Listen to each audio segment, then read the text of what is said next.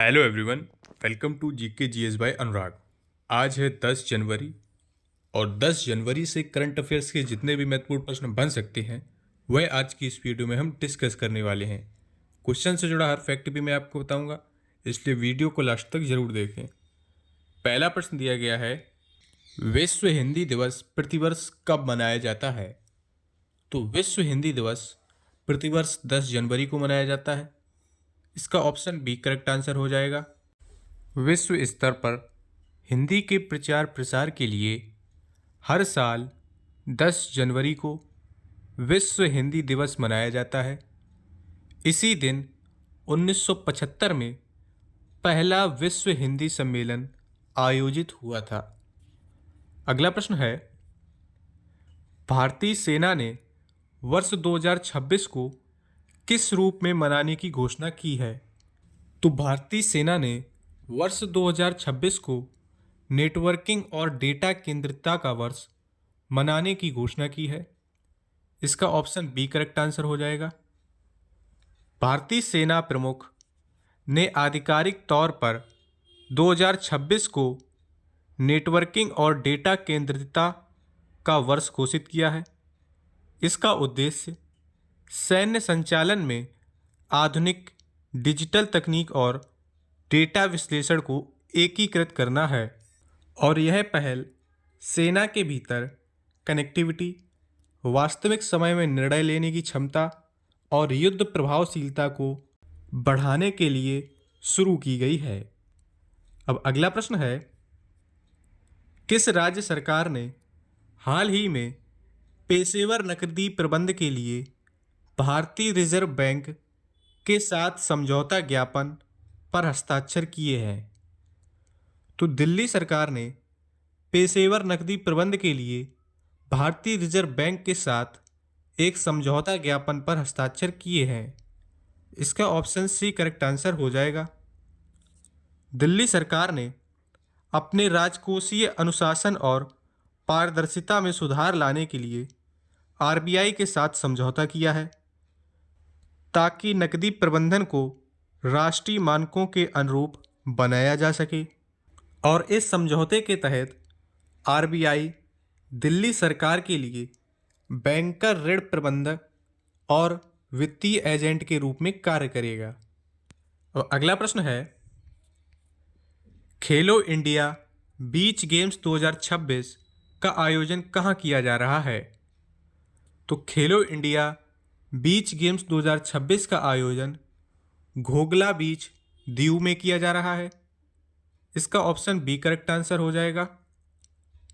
खेलो India beach games 2026 का आयोजन 5 से 10 जनवरी तक दीव के घोगला बीच पर किया जा रहा है, जिसमें 2100 से अधिक खिलाड़ी भाग ले रहे हैं और इसमें कुल 8 गेम खेले जाते हैं, जिसमें 6 पदक खेल और 2 प्रदर्शन खेल हैं।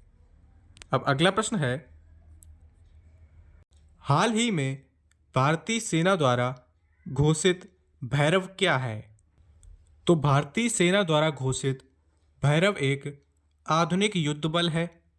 इसका ऑप्शन बी करेक्ट आंसर हो जाएगा।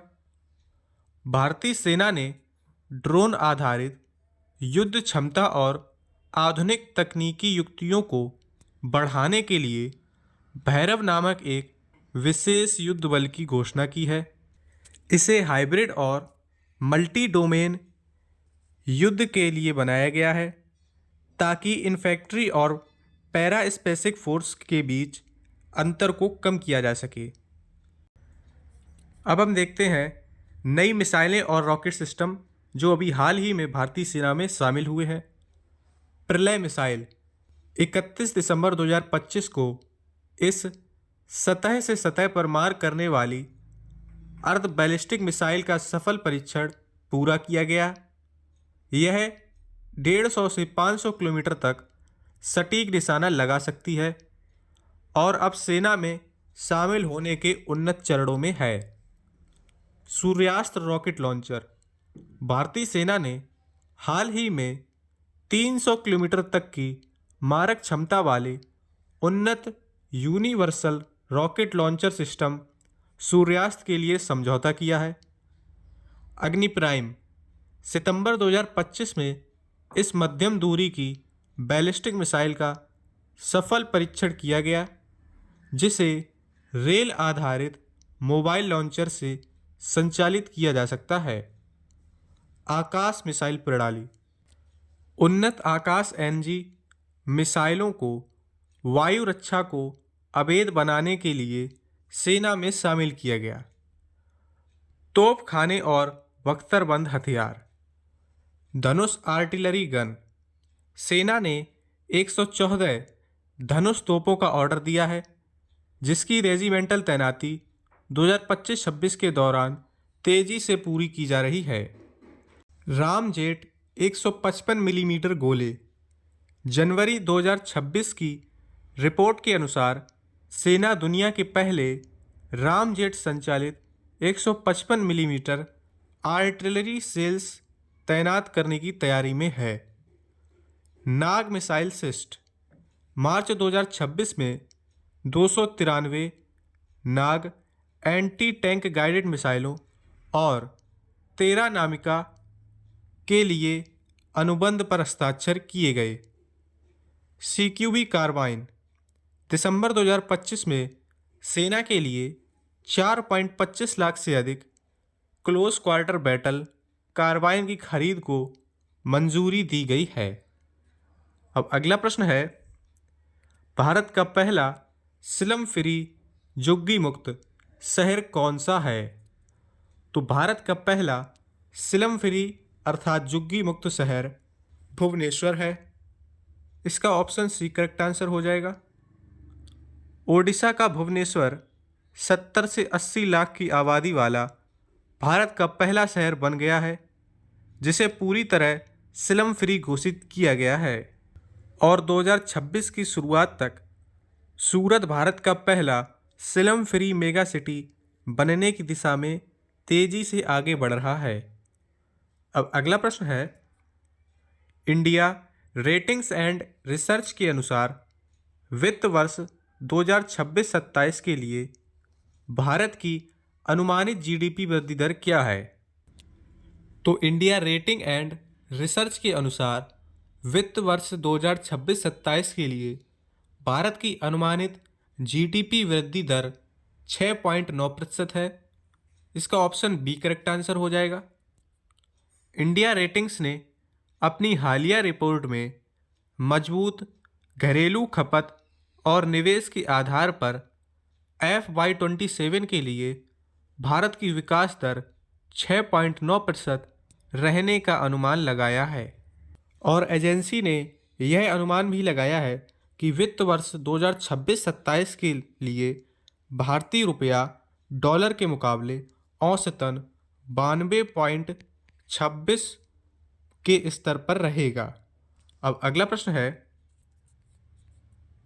संयुक्त राष्ट्र सुरक्षा परिषद में 1 जनवरी 2026 से किन देशों का 2 वर्षीय कार्यकाल शुरू हुआ? तो संयुक्त राष्ट्र सुरक्षा परिषद में 1 जनवरी 2026 से बहरीन, कोलंबिया, लातविया, लाइबेरिया और कांगो इन 5 देशों का 2 वर्षीय कार्यकाल शुरू हुआ। इसका ऑप्शन बी करेक्ट आंसर हो जाएगा। 5 देश अल्जीरिया, गुयाना, दक्षिण कोरिया, सिएरा लियोन और स्लोवेनिया का स्थान लेंगे, जिनका कार्यकाल 2025 में समाप्त हुआ है। ये जो 5 देश दिए गए हैं, इनका कार्यकाल 2025 में समाप्त हो चुका है और इनका स्थान ये 5 देश लेने वाले हैं। अब अगला प्रश्न है, ग्रामीण वित्तीय समावेश को मजबूत करने के लिए किन 2 विभागों के बीच समझौता हुआ है? तो ग्रामीण वित्तीय समावेश को मजबूत करने के लिए डाक विभाग और ग्रामीण विकास मंत्रालय के बीच समझौता हुआ है। इसका ऑप्शन बी करेक्ट आंसर हो जाएगा। ग्रामीण क्षेत्रों में बैंकिंग और वित्तीय सेवाओं की पहुंच बढ़ाने के लिए डाक विभाग के नेटवर्क का उपयोग करने हेतु यह समझौता किया गया है। और इस सहयोग का मुख्य लक्ष्य परिवारों और स्वयं सहायता समूहों के लिए वित्तीय, डिजिटल और लॉजिस्टिक्स सेवाओं का विस्तार करना है।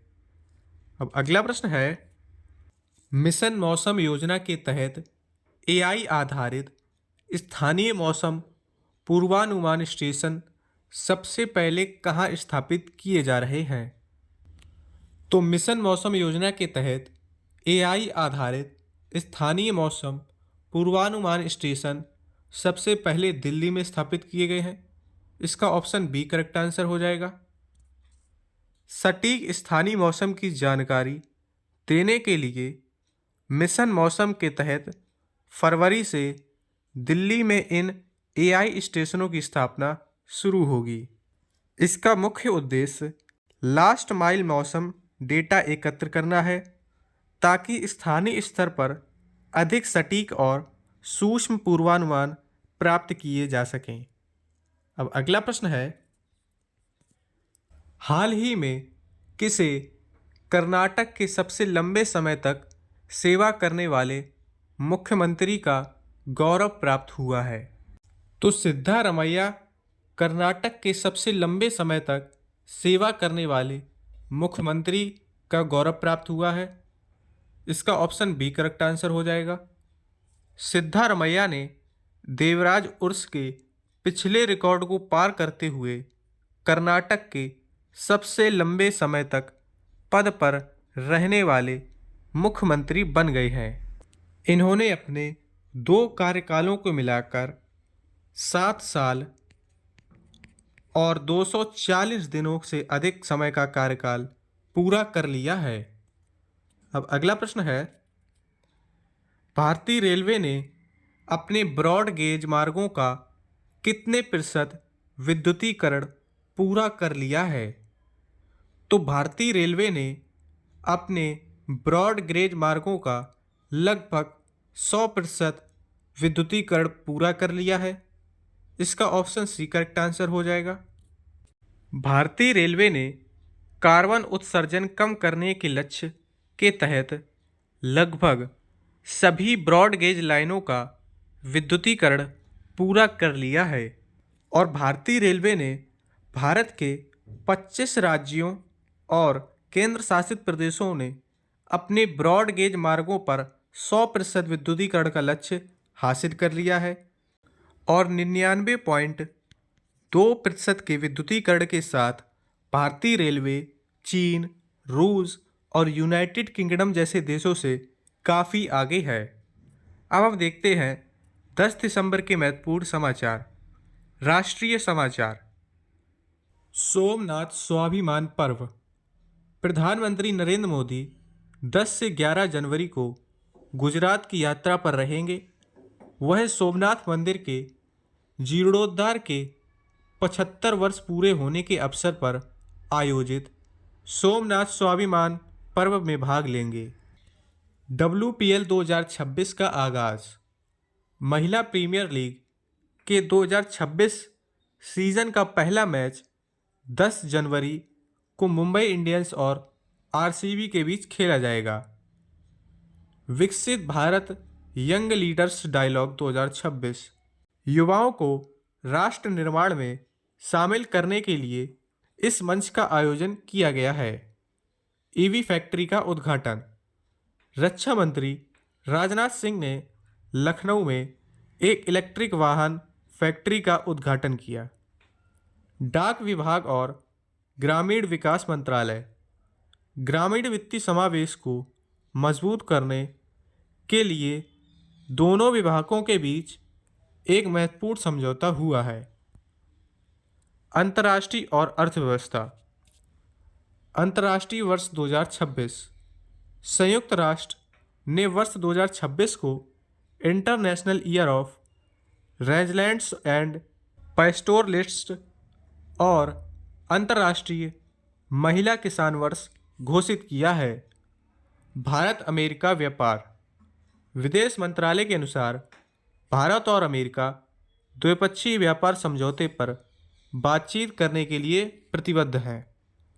ISO 42001 प्रमाणन। फाइनेंशियल सॉफ्टवेयर एंड सिस्टम ने ISO IEC 42001 प्रमाणन हासिल किया है, जो AI के सुरक्षित प्रबंधन के लिए दिया जाता है। ई बिजनेस वीज़ा। भारत ने चीनी व्यापारियों और निवेशकों के लिए ई प्रोडक्शन इन्वेस्टमेंट बिजनेस वीज़ा शुरू किया है। तो ये थे 10 जनवरी के महत्वपूर्ण करंट अफेयर्स। वीडियो अच्छा लगा हो तो लाइक करें और चैनल को सब्सक्राइब करें। जय हिंद।